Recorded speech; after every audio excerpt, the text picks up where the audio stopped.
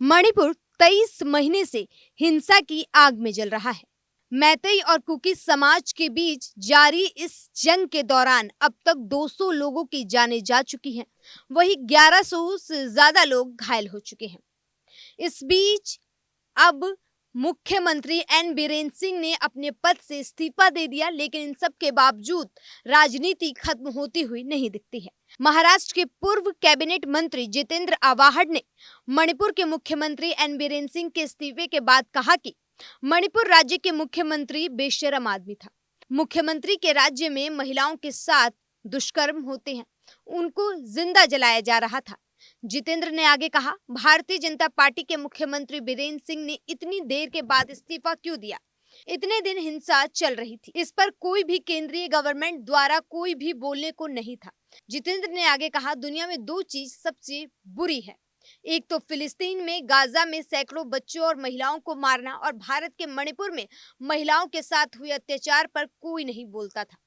केंद्र सरकार को एक बार भी नहीं लगा कि प्रधानमंत्री नरेंद्र मोदी और गृह मंत्री अमित शाह को भारत के मणिपुर के हिंसा को रोकना चाहिए। आपको बता दें कि जितेंद्र ने आगे कहा कि महाराष्ट्र के राहुल सोलापुरक ने डॉक्टर बाबा साहब अम्बेडकर के खिलाफ आपत्तिजनक टिप्पणी की और कहा कि बाबा साहब अम्बेडकर ब्राह्मण थे। इसी पर जितेंद्र ने आगे कहा कि राहुल सोलापुरकर को कितनी भी सुरक्षा दे दो, मैं उसको कान से खींच कर मारूंगा।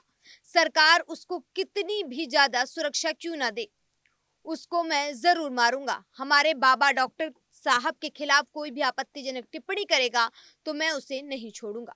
उन्होंने आगे कहा कि राहुल सोलापुरकर सत्ताधारी पार्टियों का है, उसको कितनी भी सुरक्षा ये सरकार दे दे, हम उसे मारेंगे। पिछले अनेक दशकों से देश के अलग अलग सरकार थी, कभी आज तक बाबा साहब के खिलाफ किसी ने ऐसी आपत्तिजनक बात नहीं की।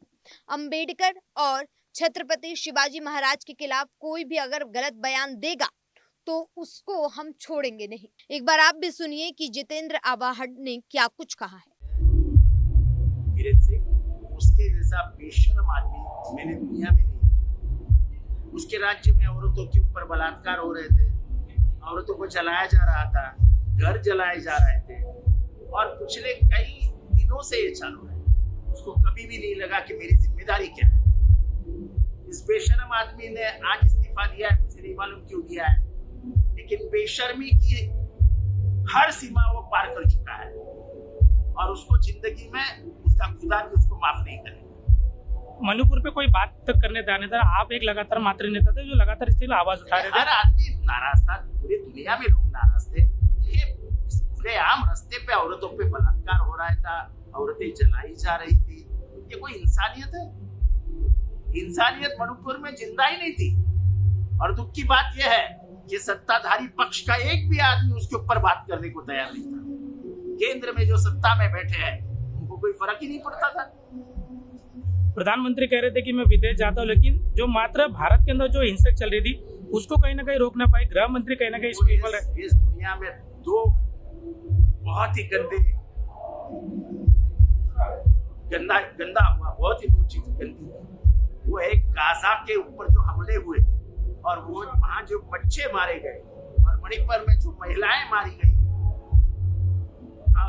कोई इंसानियत जिंदा रखने वाले आदमी को, जिसके अंदर में इंसानियत जिंदा है, वो देख भी नहीं सकता और सोच भी नहीं सकता। सर, राहुल सोलापुरकर ने जिस तरह से बाबा साहब को लेकर जो शब्द इस्तेमाल किया है, कहीं ना कहीं पिछले 10 वर्षों में लगातार जो बाबा साहब को लेकर जो हिंसक कहीं ना कहीं लोगों में देखने को मिल रही है। तो ऐसा है, राहुल सोलापुरकर जो कुछ बोला है उसको माफी नहीं है। वो चाहे आज 100 पुलिस के बीच में बच जाएगा, लेकिन आज नहीं तो कल जब भी कभी पुलिस हटेगी उसके कान के नीचे आवाज निकलेगी। हमारे बाप के बारे में, शिवाजी महाराज और बाबा साहब के बारे में वो ये बोल नहीं सकता है। उसकी औकात क्या है? उसकी औकात से ज्यादा बात नहीं करना चाहिए। सर, आपको क्या लगता है, पिछले 10 वर्षों में इसके पहले भी केंद्र में अलग अलग सत्ता थी, लेकिन आज तक कभी ऐसी कोई कभी शिवाजी महाराज और बाबा साहब अम्बेडकर, बाबा साहब भीमराव अम्बेडकर के ऊपर किसी ने बात करने की जरूरत नहीं की, हिम्मत नहीं की। ये कौन पागल है? ये क्या समझता है अपने आप को?